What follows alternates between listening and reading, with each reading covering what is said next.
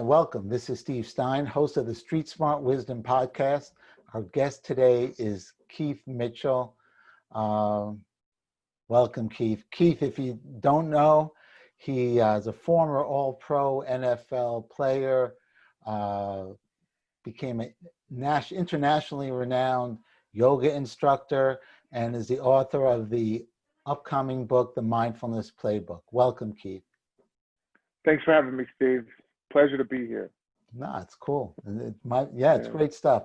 So let's jump into it. So, I guess gave kind of like who you are in broad strokes, but how would you tell people I'm not familiar with you and your work, who you are?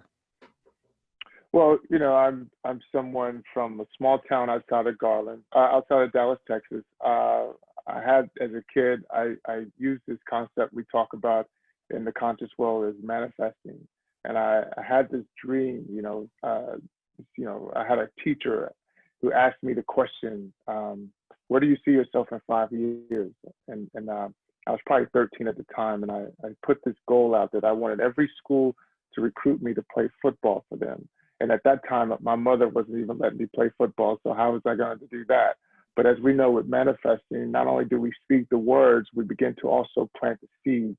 And I began to apply myself and learn the game and actually play the game and go through my journey of learning the game. And I achieved just that, from a small town outside of Dallas to have every school in the country to recruit me to play sport because I felt I could be great. I felt that I could attain on the highest level my greatest desire. So it began to be my life. It began to, as I went from college, I chose Texas A&M. I went to the team the Jersey I actually have right here, the New Orleans Saints. Played with them for 6 years. I went to the Houston Texans, and then I went to Jacksonville. And then Jacksonville is where I really started my journey, making a tackle I had made a million times. On this one particular play, ended up on my back. I was diagnosed with a spinal contusion. I basically broke my neck and I had suffered paralysis. So all the attainment that you feel that you were to have at that moment was all kind of up in the air, the cars, the homes. I was in my own quarantine before the quarantine. And I learned this one particular practice that forever changed my life. And what happens when you breathe. The nurse talked to me about conscious breathing. And in that discovery, it just made breathing a tool. It conceptualized breathing for me. And in that allowed me to develop, as I like to say, as more of a human being with the capacity to do the things of sports, capacity to grow into the things that I've done for his care plans and working with groups all over the world. And I'm just grateful for the opportunity to be where I am. And so hopefully you get an understanding through that. Wow. So when you got that diagnosis, normally, it's a big question mark. It's got to be, I can't imagine how scary it was and pain and all that stuff. But what was the prognosis initially? Now you're an elite, you're a yoga person and instructor. Do the doctors, did they expect you to walk again or not walk again? Or was it in that realm? Or, obviously, thank goodness you've healed and you got past it. But at that point, that snapshot in time, how bleak was it? Well, it brought me to a realization that a lot of times the doctors, they don't know everything. And I had been conditioned to perceive that they do. And in this case, they were looking at me like, we don't know if you're going to be able to walk. We don't know how long this is going to last. There was no answer. And it was a huge letdown when there was no answer.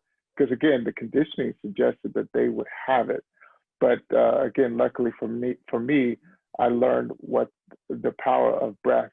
And one thing that really changed my mental, when I realized that I could contribute through my breath for my healing, when I realized that I can contribute through my healing, I didn't have to be the victim anymore.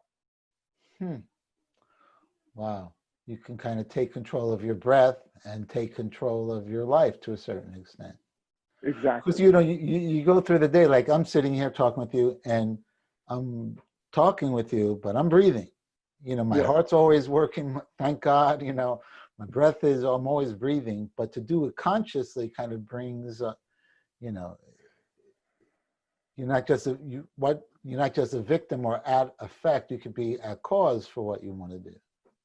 Yes, because the breath is healing. The breath is minerals in a vapor form, I like to call it. And when you think about the anatomy and you think about the heart and the lungs, a lot of people take the shallow breath. Well, the heart and the lungs, they move naturally. So they don't need your assistance. But what begins to be stagnant is the liver, the kidneys, the intestines. They begin to be stagnant. So when we breathe, and the stronger the breath, the deeper the diaphragm pushes down. Now you begin to massage the internal organs over 10,000 times a day we take on average. Now you're talking about circulation, you're talking about moving the blood flow through the body, and that's healing. Wow. Boy, God bless that nurse, right? That nurse in the hospital, Yes, yes. she wasn't on shift that day or that week but We're that's being very, trouble. We're being trouble. all right. But that's why, I love it. I love it. Okay. So what do you do now? So, what do you do? I know you're an elite athlete now. So now you have a book coming out. What's it called? The Mindfulness Playbook? Yes, 8 strategies at winning at the game of life. And, Wow. So, yeah. yeah. So you're an author, and what's the book about? So it's a codified way of living.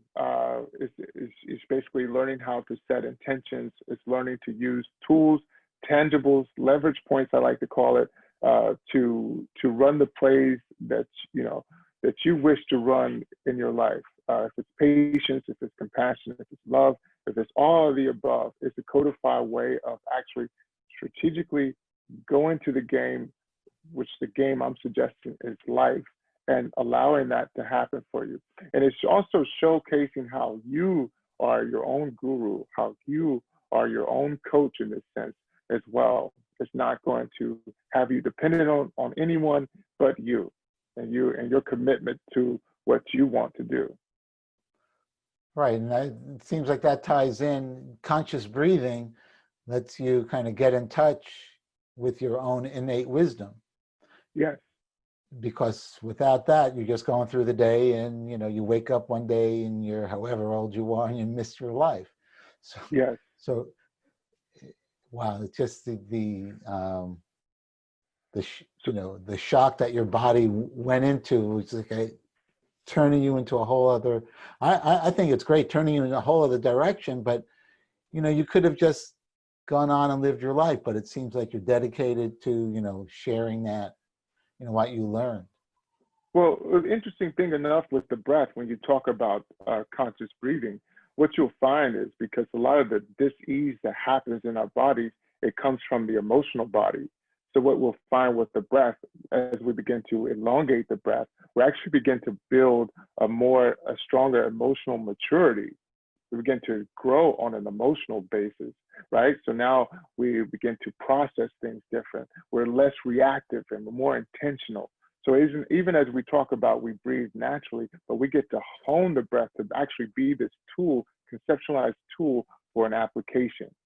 So that's what I'm really interested in, whether it be your breath, whether it be your posture, because yoga is a formality. Yoga is a concept of relationship building with yourself, to know how your body functions, know how your body moves, and to do meditation to listen to your body. And also, Steve, and again, coming from Texas, I never would have guessed in a million years. If you would have told me I would be a vegan, I would be like, you're insane and you're not talking about me. But for 8 years, I've also been a vegan and an advocate for fueling consciousness through a vegan lifestyle. Wow. So if we do a plant-based event, I'll definitely call you in to be part of that. Awesome. Cool. So why are you doing this? I mean, we got to some of that, but why aren't you? You probably had enough money. You probably didn't need to get back to work. I mean, I don't know, but I'm just guessing. But you're hustling. You're getting your message out there. Why you feel compelled to do that? Well, what I found with mindfulness is like to realize the problem internally also reflects to the problems externally.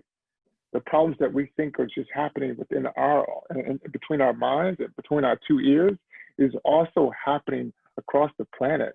And as we begin to create protocols of solving our own personal problems, we can also solve the external problems because they also exist with us. We're not just inside this, as Alan Watts talks about, the bag of bones. We're not just there. We also exist in the external world. So that same participation that we take to heal ourselves with is the same participation that we must go out into the world and create solutions and solve our problems. Wow. So what's your, for people like dealing with the pandemic? So,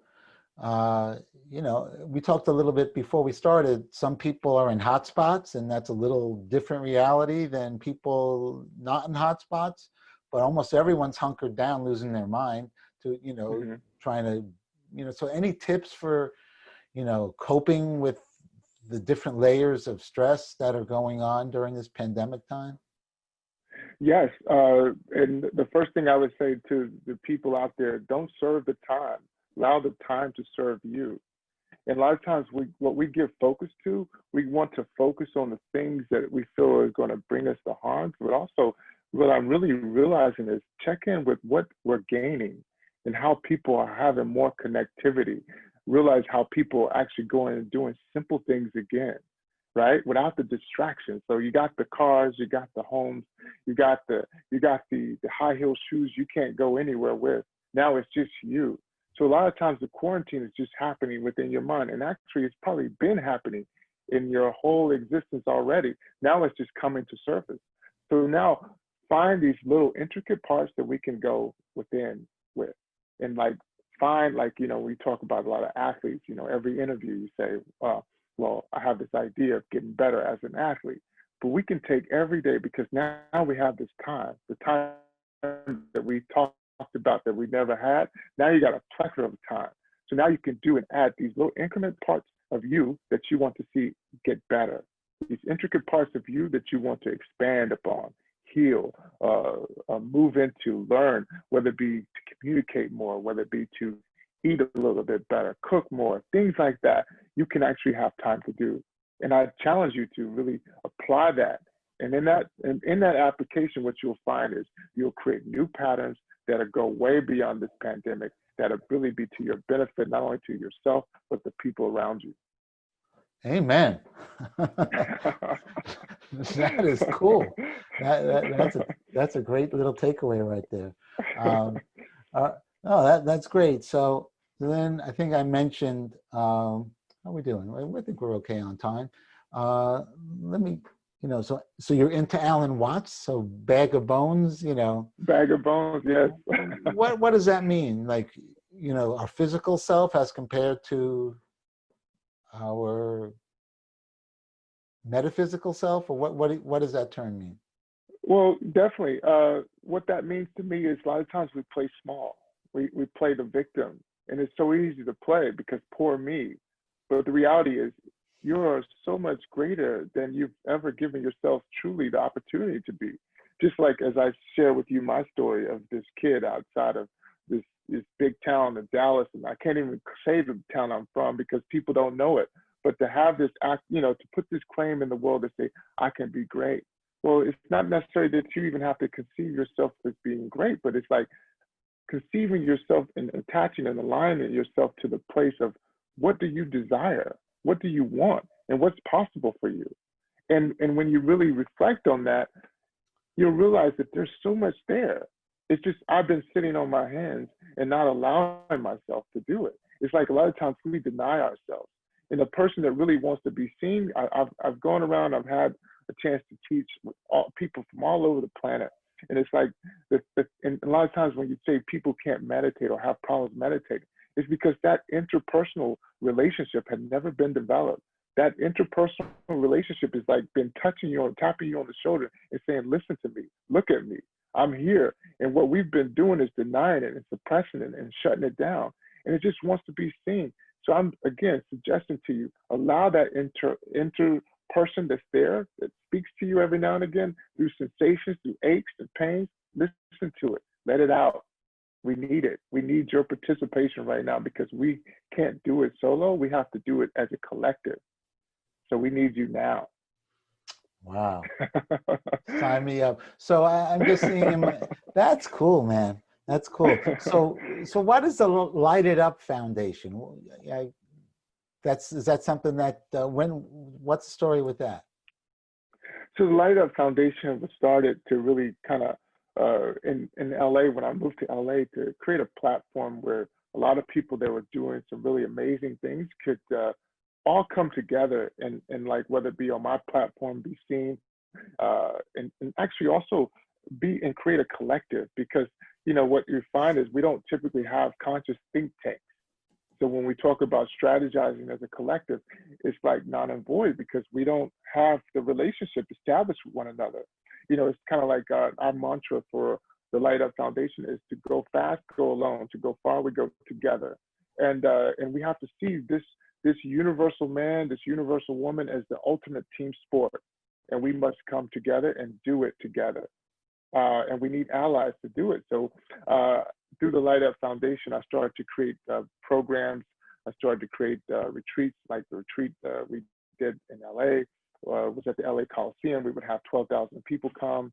I would get the police chief, the 12,000 people? What'd you do with 12,000 people?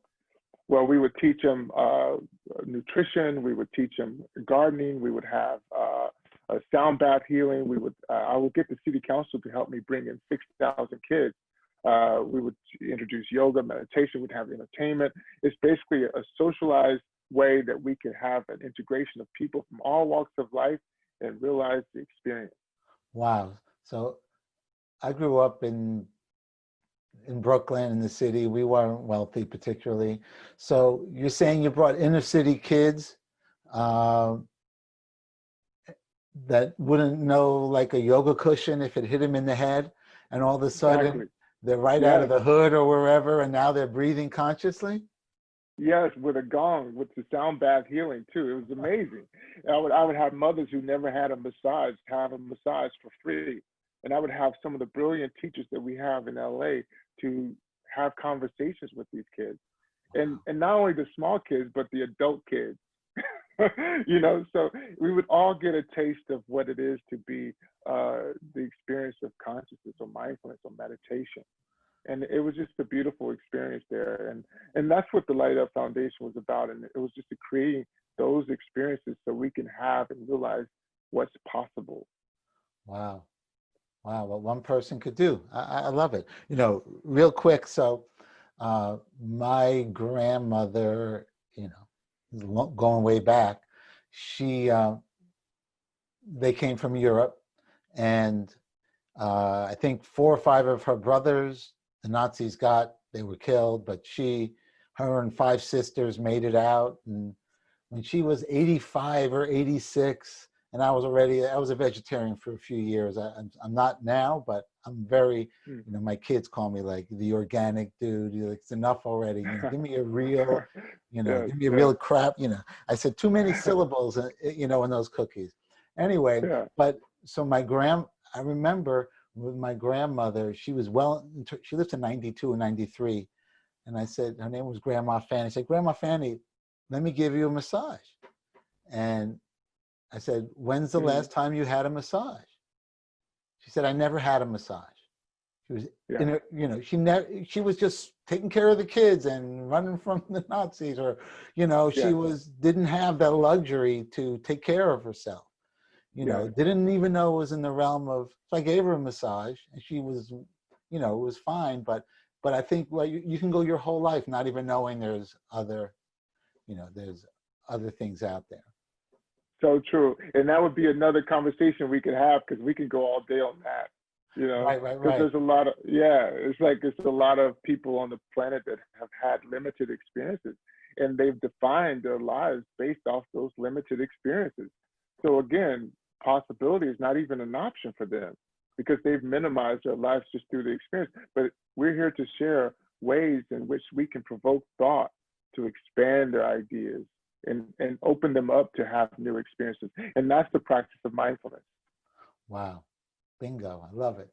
Yeah. Okay. So here's my I think we got to it, but I'm going to, what's that term again? Give me one sec.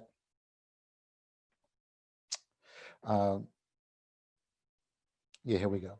So if you were a superhero, what would your creation story be? What was the thing that happened? Like, the Incredible Hulk, he picked up, some uranium or whatever it was, and then gave him superpowers. Was there something, that happened when you were young or at some point that kind of set you on this path? We kind of hit on it, but, what's your creation story if you were a superhero?